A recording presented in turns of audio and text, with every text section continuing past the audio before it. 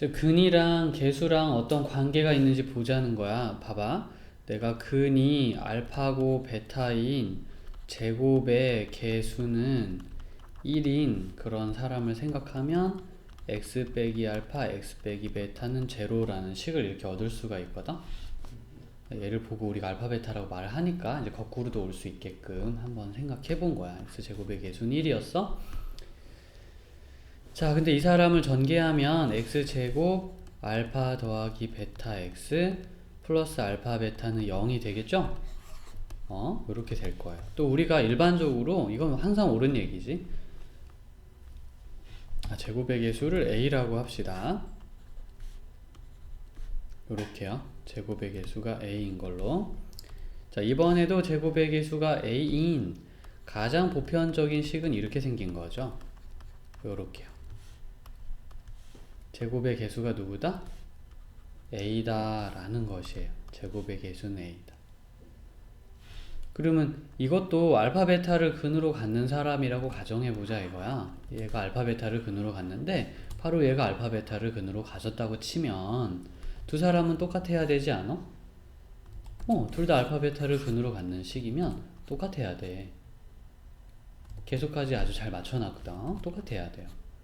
그럼 어디 보자 하는 심정으로 이제 생각이 시작이 되는 거야. 그럼 어디 보자. 내가 이 사람을 A로 다 나눠버릴게요. A로 싹 다 이렇게 나눠버릴게요. 근데 이 사람도 A로 다 나눠버릴게요. 그럼 나누면 이렇게 없어진단 말이에요.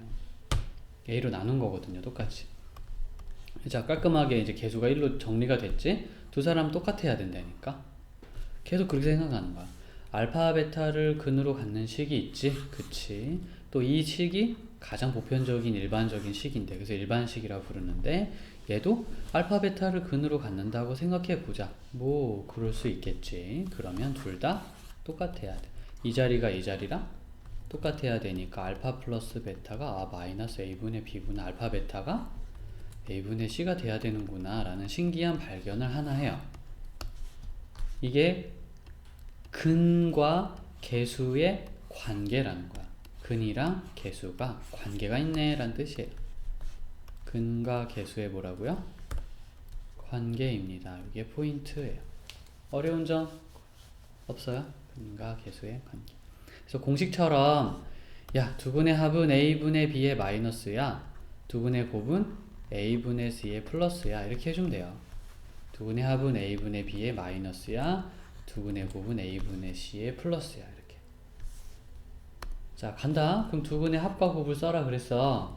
이걸 근의 공식이나 인수분해 안 해도 된다고. 그냥 3분의 7의 마이너스가 두분의 합이야. 3분의 1의 플러스가 두분의 곱이야. 됐어. 이렇게 하는 거야. 그러니까 근이 뭔진 몰라도 합이랑 곱은 바로 알 수 있어. 이게 편리한 점이야. 근의 공식 안 썼죠? 다시 얘기해볼까? 두분의 합은 5분의 마이너스 2에 빼기를 붙인 5분의 2. 두분의 곱은 5분의 빼기 3에 더하기를 붙인 5분의 마이너스 3입니다. 그래서 m 빼기 n은 뭐가 된다? 5분의 2 마이너스 5분의 3이 되죠? 5분의 5니까 답은 얼마? 1이더라. 이렇게 얘기할 수 있어요. 마찬가지야. 얘네를 구하래. 그럼 알파와 베타를 따로 구해야 되지 않나? 그런 생각하지 않아도 된다고요. 자, 통분을 하면 마음이 좀 바뀔걸? 두 분의 합과 곱만 구하면 되네. 이거를 인수분해하거나 근의 공식 쓸 필요가 없구나. 1분의 빼기 1의 마이너스니까 플러스 1이고요. 1분의 빼기 3에 플러스 붙여서 마이너스 3이 돼요. 됐냐? 이것도 알파 따로 베타 따로 알아야 되느냐? 그건 아니고 이렇게 해도 괜찮아요. 알파 플러스 베타 방금 전에 배웠지? 알파 베타 빼기 3이라고 배웠어. 1 더하기 6인 7이 결과야 하고 다음 식에 이 식의 값을 다 찾아냈어요. 하나 더. 2차 방정식의 두 근이 알파와 베타입니다. 다음 중 옳지 않은 것을 고르십시오. 어찌됐든 알파 더하기 베타는 4일 거야. 이런 생각 먼저 하고 가는 거야. 알파 베타는 얼마일까나? 1일 거야. 그리고 이제 다 대입해 보면서 옳은지 옳지 않은지 보면 되는 거야. 자, 방금 이런 거 했지, 그지? 방금 이 비슷한 건 해봤으니까 됐고요. 이거 한번 해볼까? 요거는 안 해본 것 같아. 통분하게 되면 알파 베타 해주고 알파 제곱 베타 제곱이 되죠. 통분밖에 안 했어. 별거 한 게 없거든. 혹시 어떻게 이게 이렇게 나왔죠? 라고 궁금해? 아, 그렇진 않으면 바로 갈게. 그럼 알파 베타 알아? 네, 알아요. 이거는 여기 뭐 나와 있으니까 알겠죠. 네, 다시 한번 얘는 알파 플러스 베타의 제곱 마이너스 2 알파 베타를 계산해서 답을 얻어야 돼. 그러니까 16 빼기 2에 1이니까 14가 나오지 18이 나오진 않아요. 4번 옳지 않은 거야 사실은. 14가 나왔어야 돼. 이렇게 나왔어야 돼. 그 14 맞잖아. 이게 근과 계수의 관계를 한번 써본 거야. 자, 조금만 더 들어갈게 이제. 거꾸로 사람들이 근이 뭡니다 이런 얘기를 해주면, 근이 뭡니다 이런 얘기를 해주면 식을 찾는 방법에 대한 기술을 고민해 볼게요. 아까는 식을 보고 근을 찾았어요. 이번엔 거꾸로 근을 보고 식을 찾아보겠다 이거야. 이 프로세스가 좀 달라. 개수가 오라 그랬죠? 그럼 근이 2와 3이면 x 빼기 2, x 빼기 3 항상 생각할 것. 그리고 개수가 오라 그러면 5를 곱해줄 것. 이게 다야. 근데 중근 가질 때는요 제곱이 들어갑니다. 그러니까 이런 거죠. 자, x는 1이 중근이래 이렇게 나오면 x 빼기 1의 제곱은 0이야를 보면 돼요. 근데 최고 차항의 개수는 얼마죠? 말 안 해줬지, 그지? 그러면 이렇게 꼭 뭐 써줘야 돼. 이렇게 이거 안 쓰면 틀려. 최고 차항의 개수를 말 안 해줬으면 뭔가 있지 않을까라는 생각을 꼭 반영해줘야 돼. 그냥 아무 말도 없으니까 1이다 이렇게 하지 않아. 그 다음에 이제 답을 찾다 보면요, 근 하나가 플러스를 달고 이렇게 나오면 루트가 다른 근은 마이너스를 달고 나와요. 왜냐하면 우리가 근의 공식에서 힌트를 얻어보자. 근의 공식에서 x는 2a분의 마이너스 b 더하기 빼기 b의 제곱 빼기 4ac죠. 맞습니까? 그럼 플러스를 단 게 있으면 마이너스도 저절로 나오잖아요. 돼, 안 돼?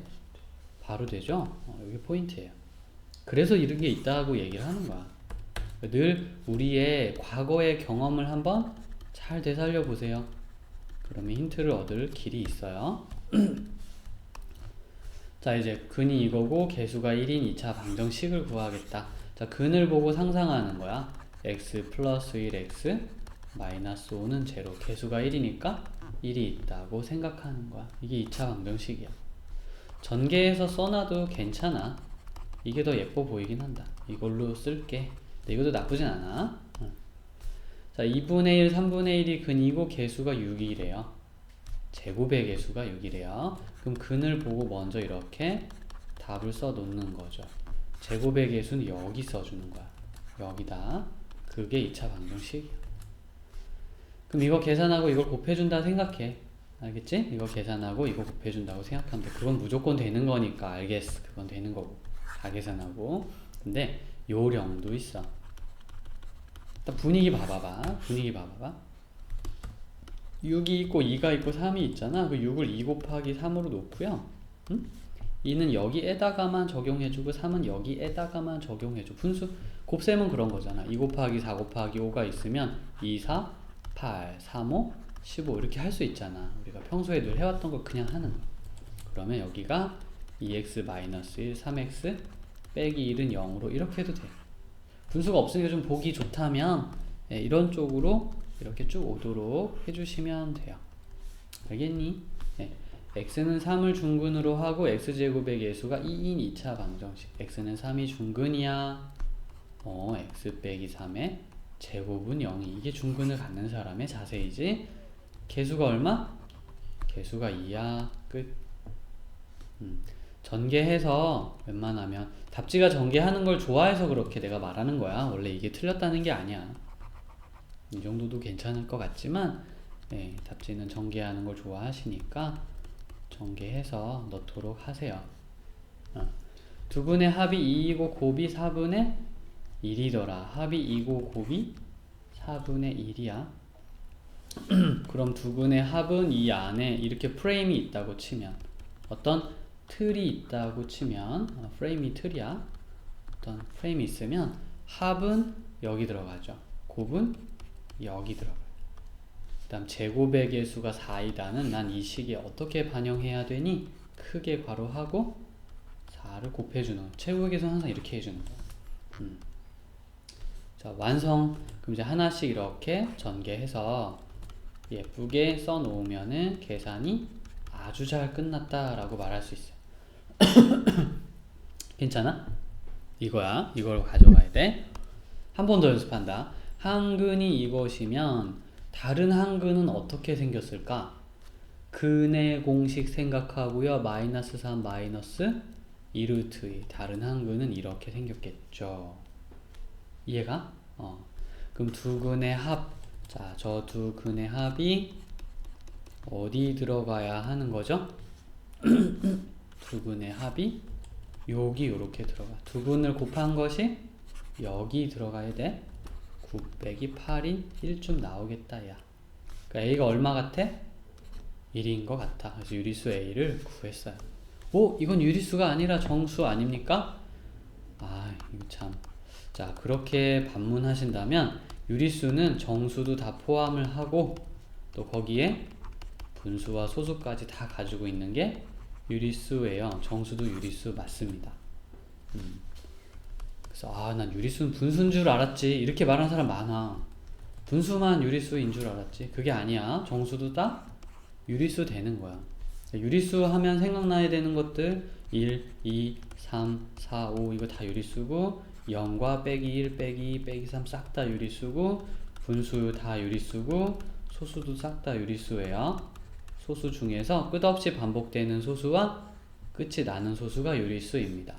자, 유리수가 안 되는 사람이 있죠. 소수 중에서 3.14, 159, 728, 28 두두두두 가는 이제 이런 숫자들 끝없이 겹치는 부분 없이 가는 소수는 유리수가 될 수 없어요. 내 말 알겠니? 이건 무리수라고 부르죠. 그동안 배운 거 한번 총 정리해봤어. 기회 날 때마다 이렇게 정리해주면 이제 까먹을 수가 없어. 잊어먹지 않을 수 있는 방법은요. 기회 될 때마다 백지에다가 한 번씩 쭉 내가 아는 걸 적어보는 거야. 잘 적을 수가 없다? 그럼 잘 모르는 거야. 항상 그렇게 좀 약간 가혹하지만 그래도 알 수도 있잖아. 약간 가혹하지만 한번 해보는 거야. 그렇게. 한 근이 2루트 3이래요. 다른 근은 뭐게? 2 마이너스 루트 3이 또 다른 하나의 근이에요. 그래서 개수가 유리수래요. 좋아. 그러면 2차 방정식이 말이지. x제곱 빼기 합 여기는 곱 이렇게 와야죠. 최고차항의 개수가 1이라면 그렇게 하는 거야. 최고차항의 개수가 1이라면 자, 두 개 더하면 얼마? 4. 두 개 곱하면 1 이렇게. 자, 제곱의 개수는 얼마다라고 써있어? 1이죠? 그럼 뭐 별도로 할 건 없어요. 요게 끝입니다. 답을 얻었어요.